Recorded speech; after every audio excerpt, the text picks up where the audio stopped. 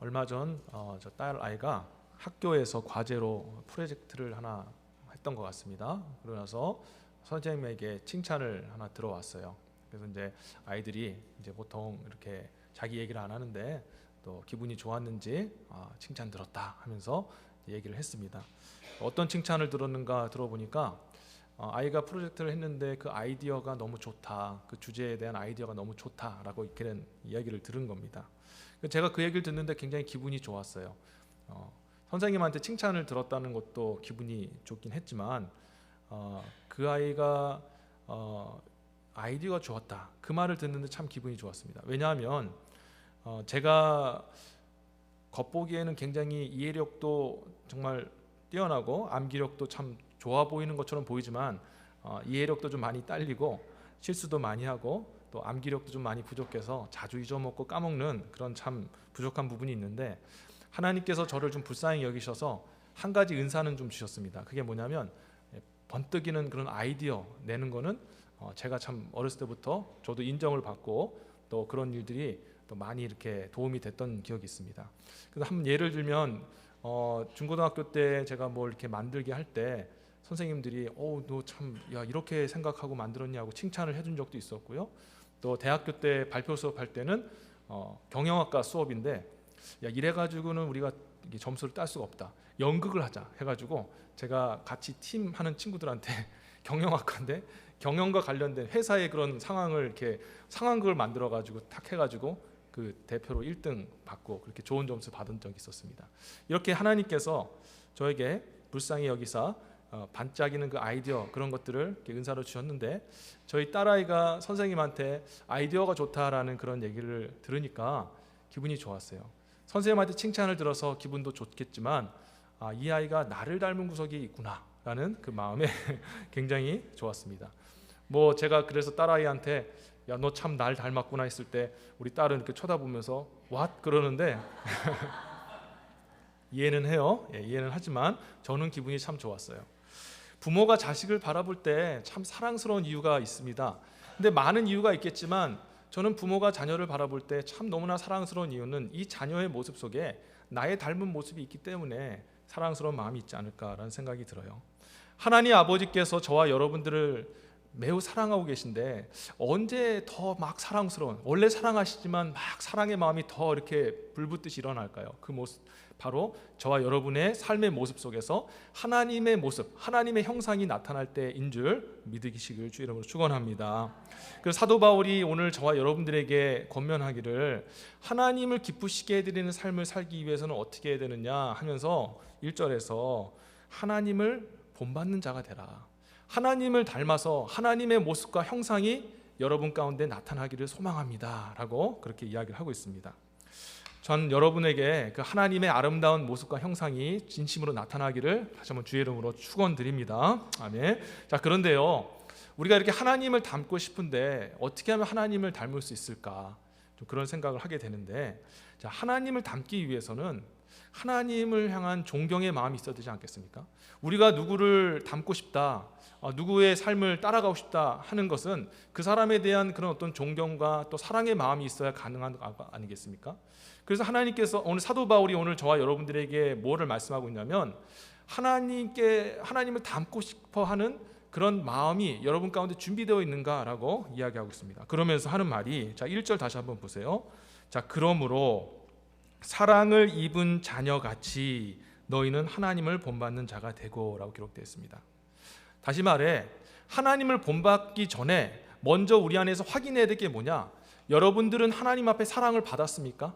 여러분 안에 하나님 주신 그 사랑이 충만합니까? 여러분 안에 하나님의 사랑이 있습니까? 라고 지금 물어보고 있는 거예요.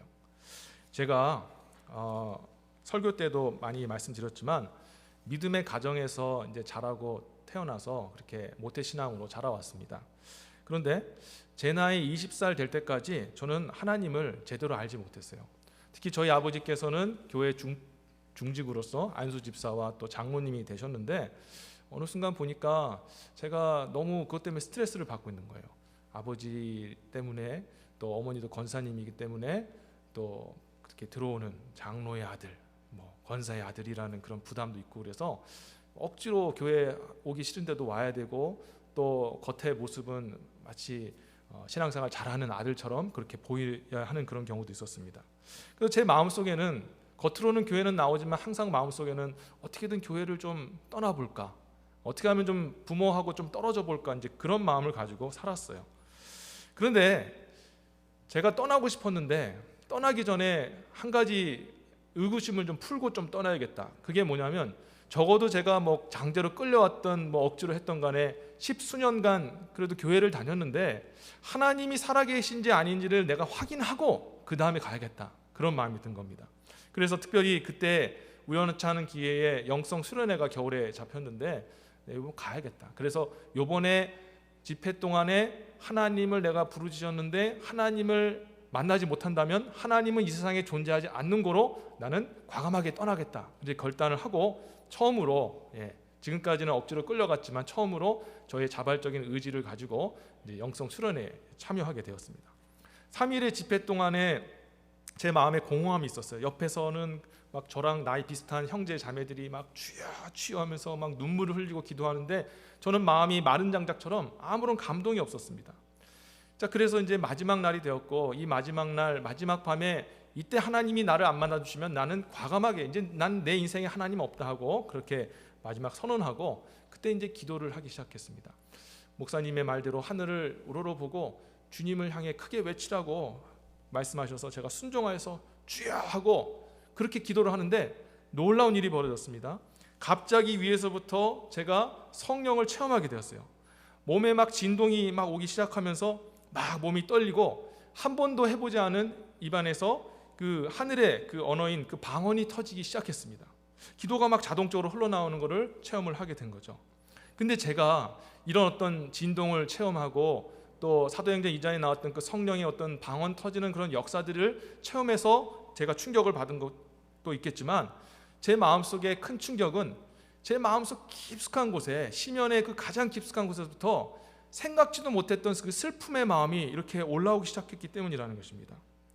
영성 수련회 가기 전까지만 하더라도 제 마음에는 슬픔은 아무것도 없었어요. 오히려 나를 억지로 교회 다니게 했던 부모님들, 그리고 나로 하여금 이렇게 인생의 실패의 길을 걸어가게끔 하는 이런 어떤 사회, 그래서 불평과 불만이 많았고 분노가 제 안에 넘쳐 흘렀습니다.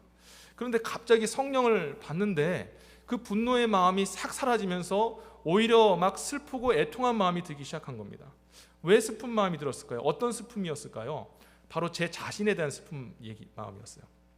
하나님이 진짜 살아계신데 그 하나님을 지금까지 몰라 뵙고 지금까지 건성으로 신앙생활했고 오히려 하나님을 떠나려고 했던 그 마음이 너무나도 제 자신이 어리석어서 슬프기 시작했습니다.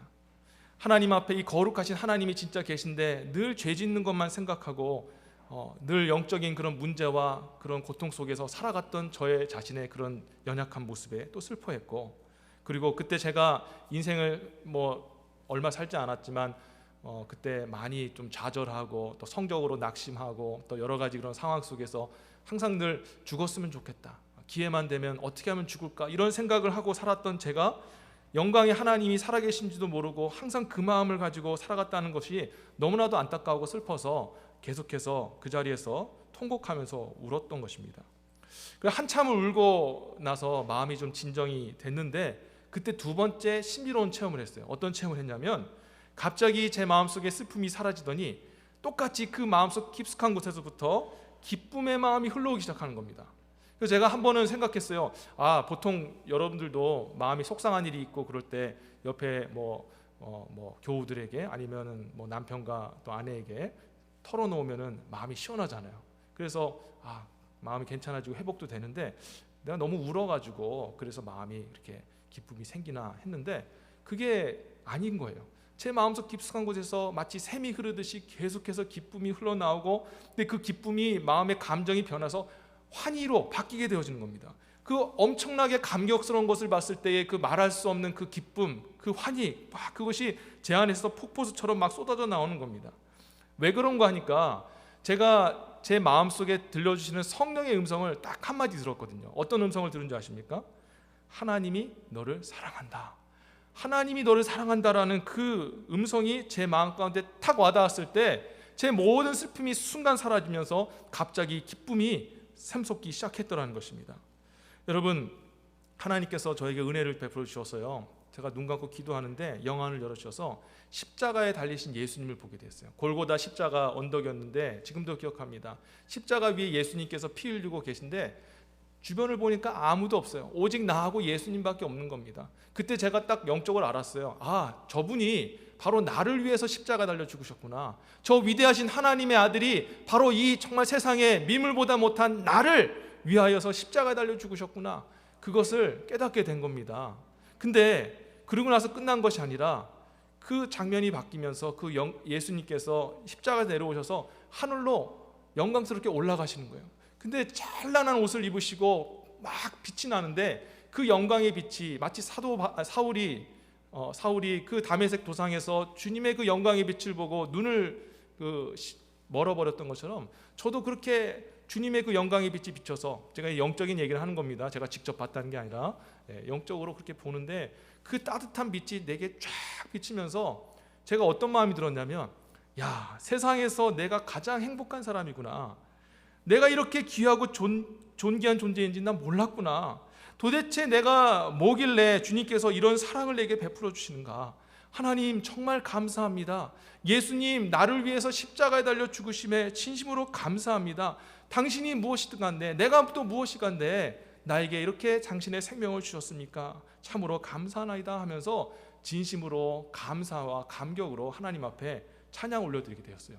근데 제 모든 그런 은혜 체험, 성령의 체험의 마지막 결론은 무엇이었냐면, 제 입술로 제가 누군가 시켜서 그런 것도 아니고 자원하는 마음으로 이렇게 고백했어요. 하나님, 이 좋으신 하나님을 내가 평생을 섬기고 싶습니다. 이 좋으신 하나님, 이 영광스러운 하나님의 영광을 높여드리는 그런 삶을 살고 싶습니다. 정말 당신의 그 모든 생명을 그 영광스러운 하나님께 올려드렸던 예수님과 같이 저도 예수님을 닮아가는 그런 삶을 좀 살았으면 좋겠습니다 하고, 그런 기도가 제 입에서 흘러나오고 선포되었다라는 것입니다. 성도 여러분, 제가 왜 주님 만난 체험을 여러분들에게 말씀드린 줄 아십니까? 사도 바울이 오늘 얘기한 것이 하나님을 닮은 사람이 되라, 하나님을 닮고자 한다면 먼저 주의 사랑이 여러분 가운데 부어졌는지를 확인해 보라는 것입니다. 왜냐하면 주님을 사랑하고 주님을 닮고자 하는 이 마음은 주의 사랑이 부어지지 않으면 그것은 결단으로, 인간의 결심으로 될 수 있는 일이 아니라는 것을 말씀하고 있는 것입니다. 저는 우리 사랑하는 성도 여러분들에게 주 예수 그리스도의 십자가의 사랑이 폭포수같이 부어지기를 주의 이름으로 축원합니다. 여러분, 그 사랑을 알기를 갈망하시기를 다시 한번 주의 이름으로 축원해요. 마음속에 그런 마음이 없고 나는 평생에 살아도 주님의 은혜를 잘 모르고 살아왔습니다 하시는 분이 계실지도 모르겠습니다. 그런 분이 계시다면 주님을 여러분 갈망하시고 찾으세요. 잠언서 8장 17절에 보면 잠언 기자를 통해서 하나님 이렇게 말씀하셨어요. 나를 사랑하는 자들이 나의 사랑을 입으며 나를 간절히 찾는 자가 나를 만날 것이라. 아멘. 나를 사랑하는 자가 나의 사랑을 안대요. 그런데 나를 사랑하는 자가 되기 위해서 너희가 나를 먼저 만나야 된다라고 얘기를 하고 있습니다. 근데 어떻게 만날 수 있다고요? 너희가 나를 찾으면, 나를 부르짖으면 만날 것이다 라고 말씀하고 있는 것입니다. 여러분들이 다 지금 결혼을 하셨고 결혼 안 하신 분도 있겠지만 결혼을 하신 분들은 너무나 잘 아실 겁니다. 내가 지금 옆에 살고 있는 내 남편과 아내 지금 이렇게 결혼해서 살 수 있었던 이유는 단 한 번, 인생에 한 번은 결정을 했기 때문이 아닙니까? 적어도 이 남자와 이 여자랑 내 아내로, 내 남편으로 맞아서 평생을 살아야겠다라는 그런 결정하는 순간이 있었기 때문에 여러분 그렇게 결혼해서 지금까지 살고 계신 거 아니겠습니까? 하나님을 만날 때에도 그런 결정하는 순간이 있어야 된다는 거예요. 그냥 하나님이 만나서 나를 이렇게 해주시면 내가 하고, 그게 아니라 주님과 우리 사이는 혼인관계에 있기 때문에 주님을 만나고 내가 주님과 함께 같이 동행하리라, 주님과 함께 살리라, 주님을 만나리라, 주님을 사랑하리라 라고 결정하는 그런 순간이 있어야 되는 거예요. 그게 뭐냐? 우리가 의지를 가지고 주님을 찾는 것입니다. 주님, 제가 주님을 만나길 원합니다. 여러분, 우리 하나님은요 정말 매력적이시고 아름답고 그리고 사랑스러운 분인 줄 여러분 믿으시기를 바랍니다. 여러분, 우리 안에 있는 이 죄성이 우리 눈을 가려서 하나님을 제대로 바라보지 못하게 하고 있습니다. 지금 세상 가운데 역사하고 있는 사탄이 우리 귀에 자꾸 들리는 게 뭡니까? 하나님 만나려고 하지 마라. 그분을 만나게 되면 너 자유 잃게 된다. 너 그분에게 얽매이게 되고 속박당한다. 네 마음대로 사는 게 행복이지. 하나님 만나서 하나님이 내 인생 간섭하기 시작하면 그때부터 너는 자유를 잃고 불행하게 될 것이다 라고 거짓말을 계속해서 지금 세상 사람들과 믿는 자들에게 계속 그 귀에 들리는 거예요. 사탄은요, 처음부터 거짓말한 자잖아요. 아담과 하와가 하나님과 관계 좋을 때 와서 하나님이 했던 말 다 그냥 호도하고 바꿔버리고 하나님 오해시키고 너 하나님처럼 될 수 있어 하면서 거짓으로 사람들의 마음을 충동하는 게 사탄이에요.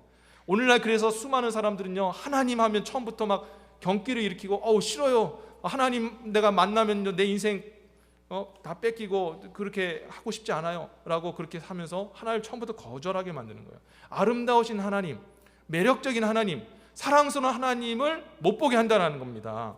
그런데 더 안타까운 것은 교회를 다니고 하나님의 은혜로 하나님의 말씀을 듣고 예배를 참여하는 많은 성도님들 가운데서도 사탄이 말하는 이 거짓말에 그렇게 마음이 빼앗겨서 하나님 앞에 나와서 하나님과 교제하는데 마치 시간 때우기식 하는 그런 만남을 갖고 싶지 않았던 사람들의 그 만남처럼 그렇게 하나님을 대하고 하나님을 그렇게 앞에 모셔놓고 있는 분들이 종종 계실 때가 있습니다. 너무 마음이 아픈 거예요. 성도 여러분, 하나님은 진심으로 여러분들을 사랑하시는 분이신 줄 믿으시기를 주의 이름으로 축원합니다.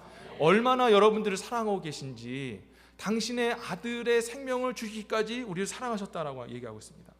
여러분, 그 하나님의 사랑받은 자녀다라는 것을 사람들이 잘 깨닫지 못할 것 같아서 사도 바울이 친절하게 너희가 어느 정도의 사랑을 받았는지 내가 알려주마 하면서 2절에 이렇게 말씀하고 있죠. 한번 보세요. 그리스도께서 너희를 사랑하신 것 같이 너희도 사랑 가운데 행하라. 그는 우리를 위하여 자신을 버리사 향기로운 제물과 생축으로 하나님께 드리셨느니라. 아멘. 우리는 제사를 경험하지 않았기 때문에 이게 무슨 말인지 모르지만 그 당시 구약 시대 사람들은 이 말이 아주 그냥 가슴 깊숙하게 다가왔어요. 왜냐하면 그들은 제사 지내는 게 뭔지 알았거든요. 그것도 보았습니다. 자, 이런 말씀드리기 좀 죄송합니다만은 이 제사를 제가 어저께 금요일 날 헌신 예배 드릴 때 하나님 앞에 제사를 어떻게 드리냐? 죄인이 하나님 앞에 예물을 가져옵니다. 양과 소를 가져오는데 그냥 오래된 그런 양과 소가 아니라 이제 갓 태어나서 1년 된 그런 양과 어린 양과 어린 염소, 그런 소들을 데려옵니다. 그러고 나서 죄인들이 하는 게 뭐냐면 제사장 그냥 맡기고 나서 제사장님 알아서 해주세요, 그게 아니라 죄 지은 당사자, 하나님 앞에 번제를 드려야 되는 장사자가 칼을 받습니다. 제사장한테 칼을 받아요. 그래서 그 자기가 집에서 키웠던 그 어린 양을 그리고 어린 염소를 밑에다가 잡아놓고 그 칼을 가지고 목을 치는 겁니다. 목을 쳐서 혈관을 끊고 그 안에서 피가 다 쏟아지면 그때 죽은 그 양과 소를 제사장이 가져와 가지고 그 앞에서 각을 떠가지고 하나님 앞에 번제로 태워드린 거예요. 이게 바로 하나님 앞에 드리는 제물, 그리고 하나님 앞에 생축으로 드리는 것입니다.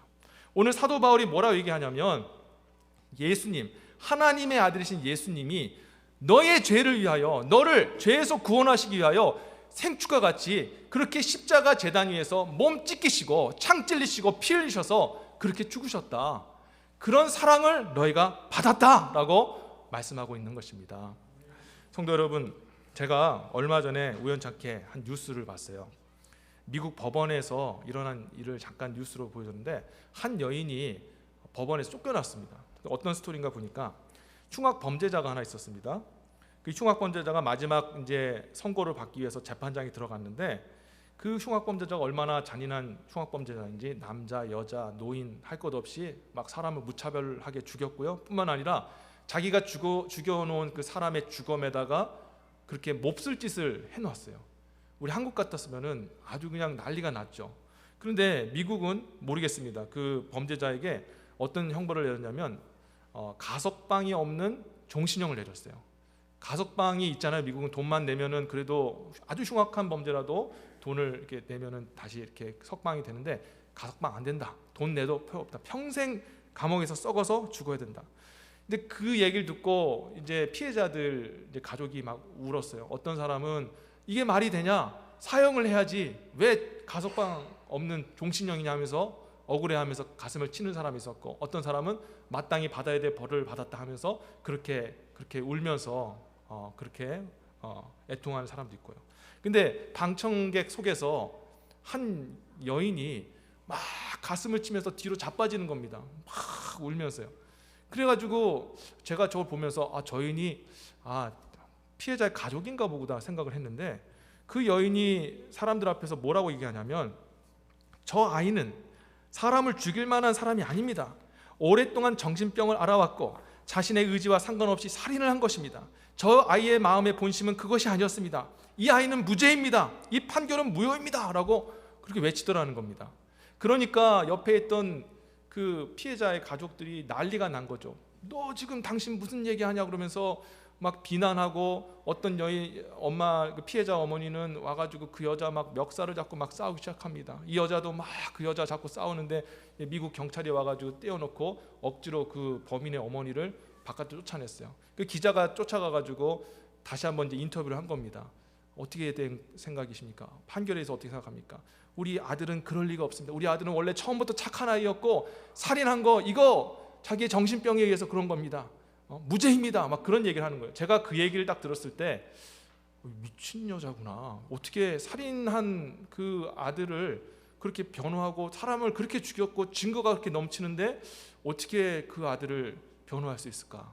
그런 마음이 처음에 들었는데, 제가 부모의 입장에서 이해를 했거든요. 제가 이해를 잘하는 사람입니다.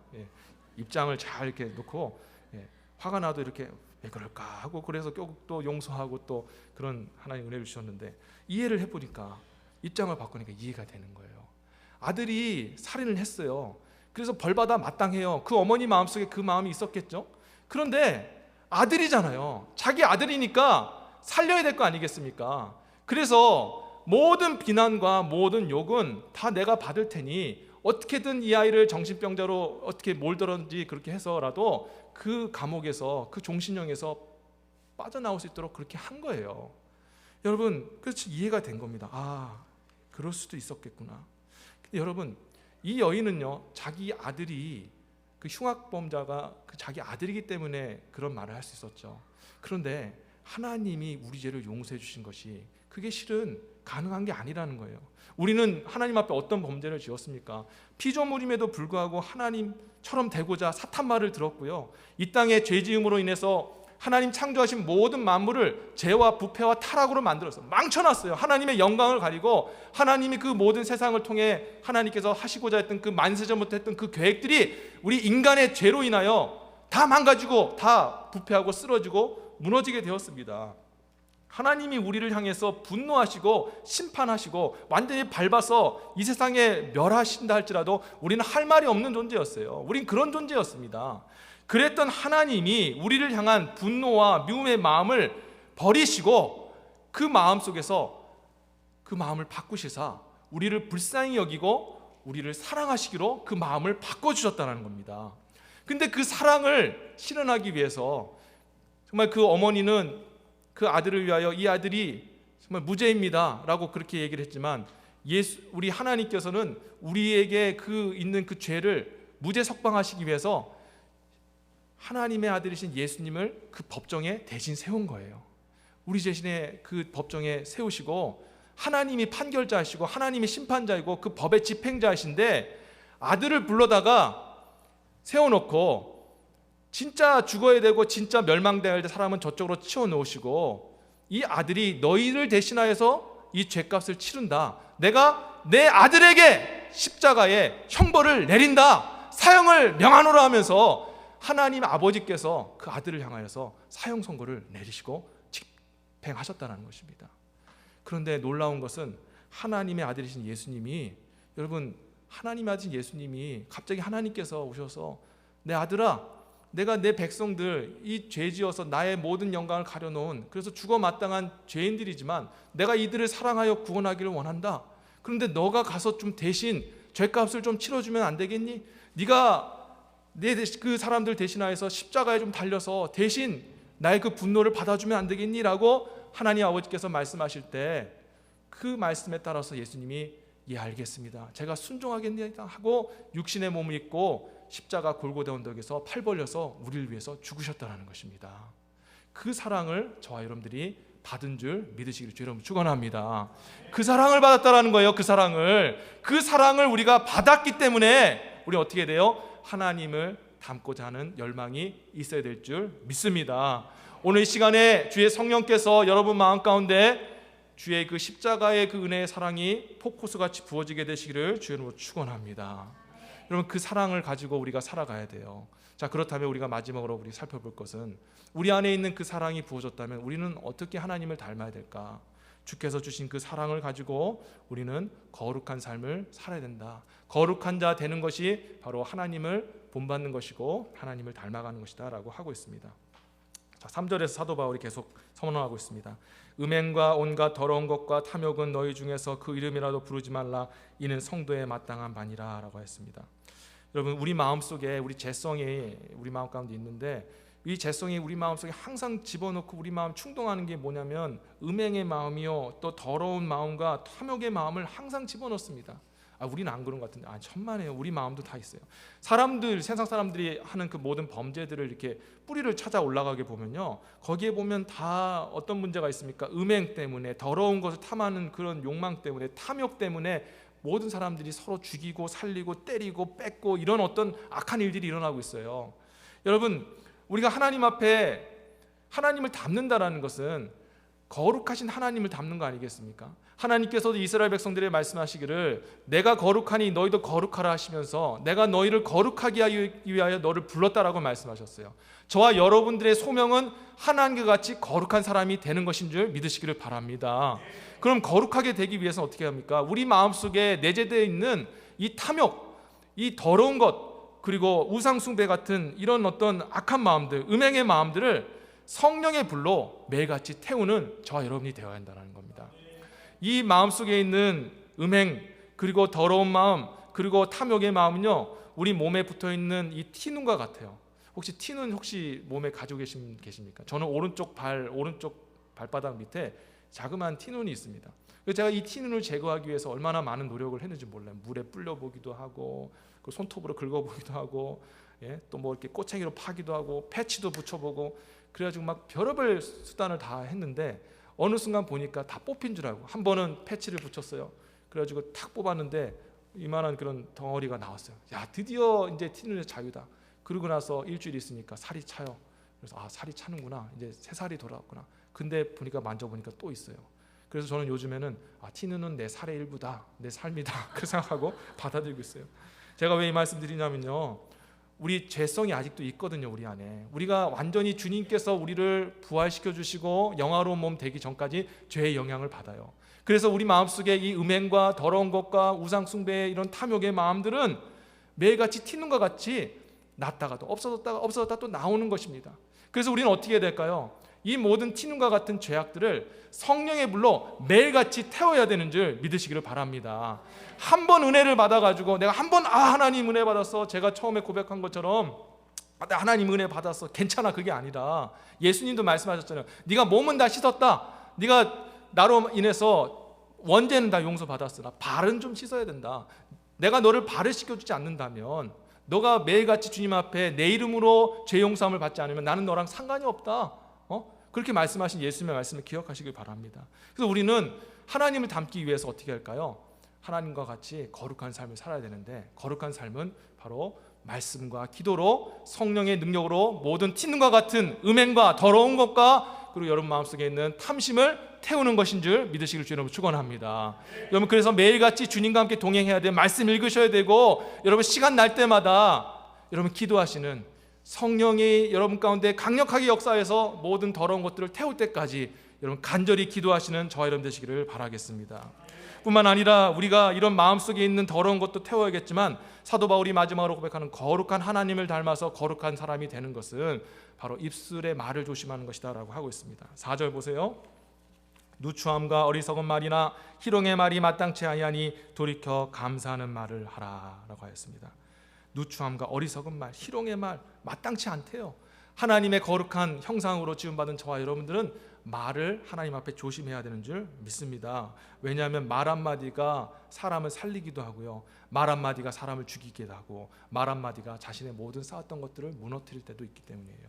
제가 아는 한 장로님은요, 고등학교 3학년 때 저의 주일학교 은사 선생님이셨어요. 영적으로 방황하던 가장 그 반항기가 넘쳤던 고등학교 3학년 시기에 저를 맡아서 얼마나 힘들었겠습니까? 막 얼굴 인상을 막 팍팍 쓰고 있고 대답은 안 하고 있는데, 하나님이 어떻고 도연아, 예수님이 너를 얼마나 사랑하는지 아니? 그랬을 때 제가 기뚱으로 들었겠습니까? 물론 듣긴 들었습니다만은 진심으로 안 들었어요. 근데 나중에 시간을 지나놓고 보니까 참 감사하더라고요. 그분이 그렇게 나를 위해서 기도해주고 손잡고 기도해주고 예수님 얘기해주시고 얼마나 기억에 남았는지 모르겠습니다. 근데 이제 제가 이제 은혜 받고 저도 군대 가고 청년부 생활하고 또 이제 신학교 다니고 그렇게 하면서 이분은 같은 교회를 섬기긴 했지만 많이 만날 수는 없었어요. 이렇게 인사하면서 지나다가 제가 이제 미국에 와서 있다가 충격적인 그 장로님에 대한 충격적인 소식을 들었습니다. 어떤 소식이었냐면 이 장로님이 다른 장로님하고 이야기를 하다가 화가 나셨는데, 의견 충돌이 있어서 화가 나셨는데 입에서 하지 말아야 될 말을 하셨어요. 죄송합니다. 하신 말씀이니까 제가 들은 대로 얘기하면 CX놈이라는 그런 욕을 한 거예요. 그 장로님한테. 충격이죠. 저도 그 얘기를 듣고 굉장히 충격을 받았어요.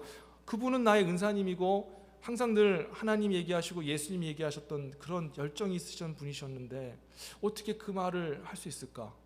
또 제가 이해가 잘 되는 사람이기 때문에 이해를 해보려고 했어요. 왜 그런 말을 했을까? 근데 상황을 들어보니까 그렇게 할 수도 있겠다라는 생각도 들기도 했습니다. 그런데 문제는 뭐냐면 얘기를 들어보니까 너무나도 자연스럽게 그 말을 쓰더라는 거예요.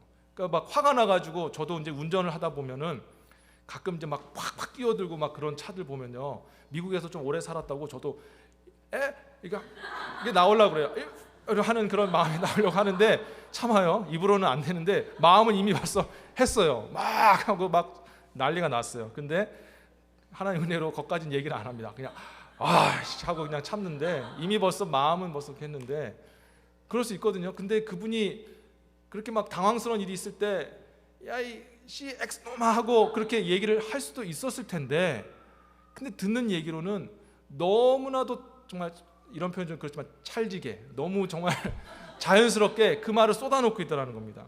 제가 그걸 받고 충격을 받은 게 저분이 겉으로는 하나님 얘기하고 예수님 얘기하고 그렇게 했지만 속마음에는 저런 말투와 저런 인격이 있었구나.